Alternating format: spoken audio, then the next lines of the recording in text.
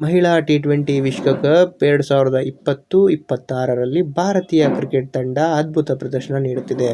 ಹೌದು ಪ್ರಿಯ ವೀಕ್ಷಕರೇ, ಮೊದಲನೆಯ ಪಂದ್ಯ ತನ್ನ ಸಾಂಪ್ರದಾಯಿಕ ಎದುರಾಳಿ ಪಾಕಿಸ್ತಾನವರನ್ನು 64 ರನ್ಗಳ ಭಾರೀ ಅಂತರದಿಂದ ಸೋಲಿಸಿದ್ದಾರೆ. ನಂತರ ನೆದರ್ಲ್ಯಾಂಡ್ಸ್ ವಿರುದ್ಧವೂ ಭರ್ಜರಿ ಗೆಲುವು ಸಾಧಿಸಿದ್ದು 95 ರನ್ನುಗಳ ಅಂತರದಿಂದ ಮಣಿಸಿತ್ತು. ಈ ಎರಡು ಸತತ ಗೆಲುವಿನೊಂದಿಗೆ ಭಾರತೀಯ ಮಹಿಳಾ ತಂಡ ಅಂಕಪಟ್ಟಿಯಲ್ಲಿ ಮೊದಲ ಸ್ಥಾನದಲ್ಲಿದೆ. ತಂಡವು ಪ್ರಸ್ತುತ ಗ್ರೂಪ್ ಎಯಲ್ಲಿ ಅಗ್ರಸ್ಥಾನದಲ್ಲಿದ್ದು ಆಸ್ಟ್ರೇಲಿಯಾ ಹಾಗೂ ಇತರೆ ಬಲಿಷ್ಠ ತಂಡಗಳನ್ನು ಹಿಂದಿಕ್ಕಿದೆ. ಆದರೆ ಈಗ ತಂಡದ ಮುಂದುವರಿಯುವ ದೊಡ್ಡ ಪ್ರಶ್ನೆ ಏನೆಂದರೆ ಭಾರತ ಹೇಗೆ ಸೆಮಿಫೈನಲ್ಗೆ ಅರ್ಹತೆ ಪಡೆಯಬಹುದು. ಅದಕ್ಕಾಗಿ ಭಾರತೀಯ ತಂಡದ ಮುಂದೆ 3 ಪ್ರಮುಖ ಸವಾಲುಗಳಿವೆ. ಅವು ಯಾವುದು ಎಂಬುದು ಬಗ್ಗೆ ನೋಡೋಣ ಬನ್ನಿ. ಮೊದಲನೇ ಸವಾಲು, ಉಳಿದಿರುವ ಎಲ್ಲ 3 ಪಂದ್ಯಗಳನ್ನು ಗೆಲ್ಲಲೇಬೇಕು. ಭಾರತ ಮುಂದಿನ ಪಂದ್ಯಗಳು ದಕ್ಷಿಣ ಆಫ್ರಿಕಾ, ಬಾಂಗ್ಲಾದೇಶ ಮತ್ತು ಆಸ್ಟ್ರೇಲಿಯಾ ವಿರುದ್ಧ ನಡೆಯಲಿವೆ. ಜೂನ್ 21ರಂದು ದಕ್ಷಿಣ ಆಫ್ರಿಕಾ ವಿರುದ್ಧ, ಜೂನ್ 25ರಂದು ಬಾಂಗ್ಲಾದೇಶ ವಿರುದ್ಧ ಹಾಗೂ ಜೂನ್ 28ರಂದು ಆಸ್ಟ್ರೇಲಿಯಾ ವಿರುದ್ಧ ಭಾರತ ಕಣಕ್ಕಿಳಿಯಲಿದೆ. ಇವುಗಳಲ್ಲಿ ದಕ್ಷಿಣ ಆಫ್ರಿಕಾ ಮತ್ತು ಆಸ್ಟ್ರೇಲಿಯಾ ವಿರುದ್ಧ ಪಂದ್ಯಗಳು ಅತ್ಯಂತ ಸವಾಲಾಗಿದ್ದಾವೆ. ಈ ಎರಡು ತಂಡಗಳು ಭಾರತಕ್ಕೆ ಯಾವಾಗಲೂ ಕಠಿಣ ಪೈಪೋಟಿ ನೀಡುತ್ತವೆ. ಹೀಗಾಗಿ ಭಾರತ ಈ ಎರಡು ತಂಡಗಳನ್ನು ಉತ್ತಮ ಅಂತರದಿಂದ ಸೋಲಿಸಲು ಪ್ರಯತ್ನ ಮಾಡುತ್ತಿದ್ದಾರೆ. ಎರಡನೇ ಸವಾಲು, ಭಾರತದ ಪೇಸ್ ಬೌಲಿಂಗ್ ಕಾಂಬಿನೇಷನ್. ಪ್ರಸ್ತುತ ಭಾರತದ ವೇಗಿ ಬೌಲಿಂಗ್ ವಿಭಾಗ ಅಷ್ಟಾಗಿ ಪರಿಣಾಮಕಾರಿಯಾಗಿ ಕಾಣಿಸುತ್ತಿಲ್ಲ.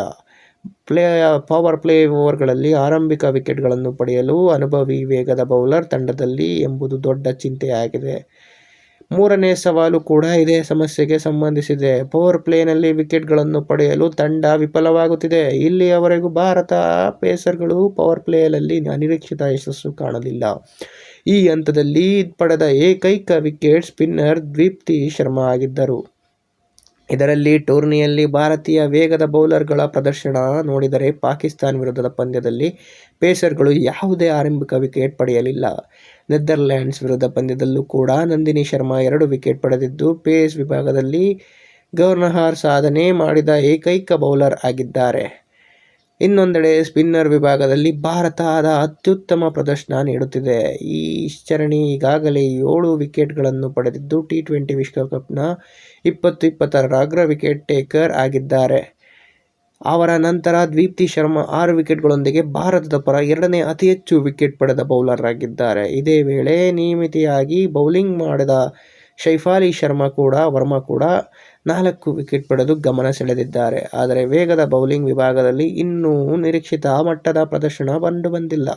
ಇದುವರೆಗೂ ಪೇಸ್ ವಿಭಾಗದಲ್ಲಿ ನಂದಿನಿ ಶರ್ಮಾ ಮಾತ್ರ 2 ವಿಕೆಟ್ ಪಡೆದಿದ್ದಾರೆ. ಈ ವಿಚಾರದ ಬಗ್ಗೆ ಭಾರತದ ಮಾಜಿ ನಾಯಕಿ ಮಿಥಾಲಿ ರಾಜ್ ಕೂಡ ತಮ್ಮ ಅಭಿಪ್ರಾಯ ವ್ಯಕ್ತಪಡಿಸಿದ್ದಾರೆ. ಅವರ ಪ್ರಕಾರ ಭಾರತದ ಮುಂದಿರುವ ದೊಡ್ಡ ಸವಾಲು ಪವರ್ ಪ್ಲೇನಲ್ಲಿ ವಿಕೆಟ್ ಪಡೆಯಲು ಸಾಧ್ಯವಾಗದಿರಬಹುದು. ಈ ಕುರಿತು ಮಾತನಾಡಿದ ಮಿಥಾಲಿ ರಾಜ್, ಪವರ್ ಪ್ಲೇನಲ್ಲಿ ವಿಕೆಟ್ಗಳು ಬೀಳದಿರುವುದು ಇತ್ತೀಚಿನ ಪಂದ್ಯಗಳಲ್ಲಿ ನಿರಂತರವಾಗಿ ಕಂಡುಬರುತ್ತಿರುವ ಸಮಸ್ಯೆಯಾಗಿದೆ. ಪಾಕಿಸ್ತಾನ ವಿರುದ್ಧ ಪಂದ್ಯದಲ್ಲೂ ಕೂಡ ಆರಂಭಿಕ ಬ್ಯಾಟರ್ಗಳಿಗೆ ಮುಕ್ತವಾಗುವ ಹಾಗೆ ಆಡುವ ಅವಕಾಶ ದೊರಕಿತು ಎಂದು ಹೇಳಿದ್ದಾರೆ. ದಕ್ಷಿಣ ಆಫ್ರಿಕಾ ವಿರುದ್ಧ ಪಂದ್ಯವನ್ನು ಉಲ್ಲೇಖಿಸಿ ಅವರು, ಕಾಶಿ ಗೌತಮ್ ಮತ್ತು ಅಮ್ರೋಜ್ ಕೌರ್ ಅವರ ಅನುಪಸ್ಥಿತಿಯನ್ನು ತಂಡಕ್ಕೆ ಖಂಡಿತವಾಗಿಯೂ ಅನಿಸಬಹುದು.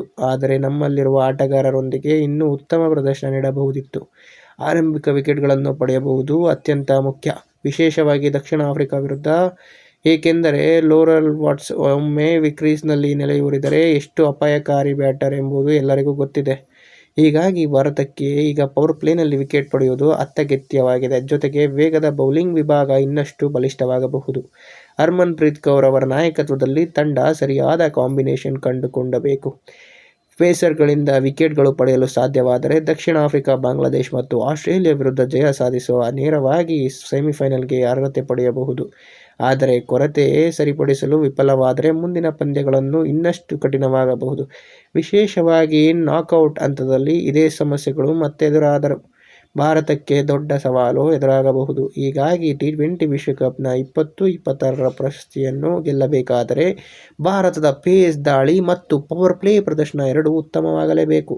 ಈಗ ನಿಮ್ಮ ಅಭಿಪ್ರಾಯವೇನು? ಭಾರತೀಯ ಮಹಿಳಾ ತಂಡ ಈ ಎಲ್ಲ ಸವಾಲುಗಳನ್ನು ಎದುರಿಸಿ ಜಯಶಾಲಿಯಾಗಿ ಸೆಮಿಫೈನಲ್ ಅರ್ಹತೆ ಪಡೆಯುತ್ತದೆಯೇ? ಮತ್ತೊಮ್ಮೆ ಐಸಿಸಿ ಟ್ರೋಫಿಯನ್ನು ಗೆಲ್ಲುವ ಸಾಮರ್ಥ್ಯ ಭಾರತಕ್ಕಿದೆಯೇ? ನಿಮ್ಮ ಅಭಿಪ್ರಾಯವನ್ನು ಕಮೆಂಟ್ ಬಾಕ್ಸ್ನಲ್ಲಿ ತಿಳಿಸಿ.